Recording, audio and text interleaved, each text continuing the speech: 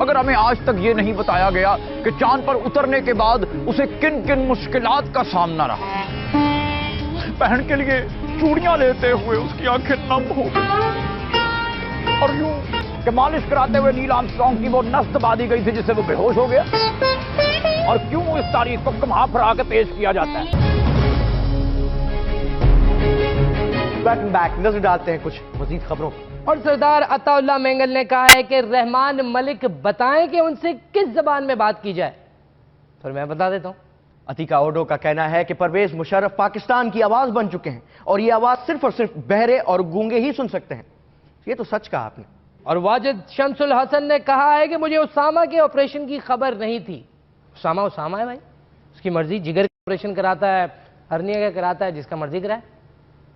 America ने उसामा का operation कर दिया तो हमें क्या जरूरत है। मैं तुमसे प्यार नहीं करती, इसमें क्या है। और अब चलते हैं हमारे रिपोर्टर लाला के पास और देखते हैं कि वो रिपब्लिक में कौन सा मसला उठा रहे हैं। आज हम बात कर लेंगे जो शहर में बसें जो चल रहे हैं वो कैसा अपने मुसाफिरों का ख्याल रख रहे हैं या नहीं रख रहे हैं, उस पर बात कर लेंगे। काफी मुश्किलात है मुसाफिरों को। बस वाले ड्राइवर भाई से भी, ड्राइवर हजरात जो है उनसे बात कर लेंगे। तो अच्छा तो रिपोर्ट के साथ आइए मेरे साथ। अब ये बताइए कि किराया तो डीजल का आप ले लेते हैं और चलाते सीएनजी पे है, इसका अजर आप इस दुनिया में चाहते हैं या आखिरत में? हाँ, ये बहुत अच्छा सवाल किया आपने। तो ये न गवर्नमेंट लगा के देती है न कोई आवाम लगा के देती है। ये अच्छा, गाड़ी में सीएनजी लगती है तो उसमें तकरीबन 1 से 1.5 लाख रुपए का खर्च आता है। आपको अंदाजा है कि आप इस वक्त बम पे सफर कर रहे हैं? बम में? हाँ, लगाया हुआ है। ये सीएनजी का जो सिलेंडर है तो बम का माफी के कभी फट जाता है। ये नहीं फट रहा, अल्लाह का शुक्र है, नया 0 मीटर लगाया हुआ। रोक लेंगे। आजा ऐसे पूछ लेते क्या? मैंने तो आपको जब भी देखा है मुझे तो ऐसा लगा है कि आप जो है वो मुर्गियों को एक बस के अंदर भर के शहर से बाहर सप्लाई करने ले जा रहे हैं। ऐसा होता क्यों है? हम लोग को तो भरना है, जब नहीं भरेगा इतने महंगाई में हम क्या करेगा। आइए। सबसे बड़ा सुना है माफिया जो है वो बस माफिया है। नहीं, सबसे बड़ा माफिया ये सारी हवा में तुम्हारे सामने। अब आप तो बेचारे हैं, मिस्किन है, वो कैसे माफिया हो सकते हैं? सब डाइट है भाई। हमने सुना है कि आप अपने जो बस है उसके अंदर गुब्बारों में गैस भर के चला लेते हैं बस, और इस वजह से वो फट जाता है। ये सच है क्या? मालूम नहीं। नाज़रीन, ये दिमागी तौर पे अब नॉर्मल है, ये बस कैसे चला रहा है। आ जाइए। अरे रखिए, आप देख रहे हैं क्या? आ जाइए। आप जैसे बस में अभी सफर कर रहे हैं, आपको पता है कि आपके नीचे बम है, आप बम पर सफर कर रहे हैं। क्या कर सकते हैं और ये गाड़ी ले दो।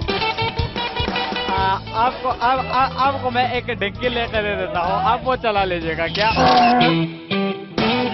ये आपका बस है क्या? हाँ। तो इसका आप कैसा ख्याल कैसे रखता है? इसके ऐसा ख्याल रखता है जैसे एक बंदा अपने घर में भैंस का ख्याल रखता है ना, वैसा हम इनका ख्याल करते हैं। इसका मतलब है आप इसको चारा जो है भरपूर खिलाता होगा, घास और इसके अलावा चौका रखा सारा चीजें, इसको दूध भी पिला देता होगा, बादाम पिस्ता भी खिला देता होगा। ये सिटी नाजिम की भी गाड़ियाँ निकली थी, वो कहाँ गई? और दूसरी जो केटीसी फर्म निकली थी गवर्नमेंट, वो सारा तो पिकनिक पे चला गया। पिकनिक पे गया तो इसको तभी हम लोग बादाम पिस्ता खिला रहे हैं, तभी ये रोड पे आज 35 साल से चल रही है। ये मसाइल मसले पे मसला क्या पाकिस्तान है अवाम मसाइल के लिए पैदा हो गया क्या? नाज़रीन, ये सीएनजी का जो बर्बादी फैला दिया है इसने, नापैद कर दिया हुकूमत ने। अभी इसका तदारक हुकूमत को चाहिए कि कर दे। फिर किसी दिन किसी और मसले पे मिल लेंगे। तब तक के लिए लाला बस वाले के साथ बस ड्राइवर। और नील आर्मस्ट्रांग की आप बीती सुनने के लिए चलते हैं भगत सिंह के पास।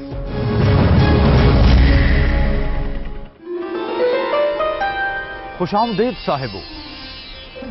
तारीख किसी भी कौम का असासा होती है, लेकिन ये तारीख किसी भी कौम तक सही तरीके से पहुंचना बहुत जरूरी है।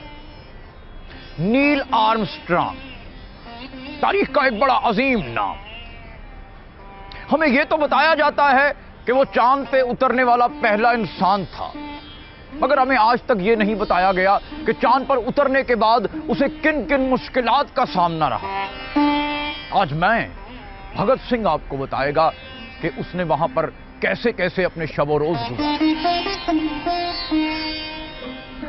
कैसे हो तुम?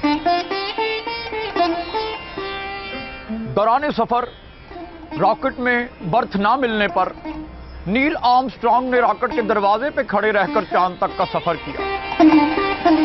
दौरान सफर ठंडी बोतलों और नान टिक्की से लुत्फानंदोज होते हुए एक जगह रुककर उसने अपनी मां के लिए कढ़ाई वाली चादर और सोन हलवा पैक कराया। बहन के लिए चूड़ियां लेते हुए उसकी आंखें नम हो गई और यूं खुदा खुदा करके पाकिस्तान रेलवे का वो रॉकेट 4 घंटे ताखीर से चांद पर पहुंचा।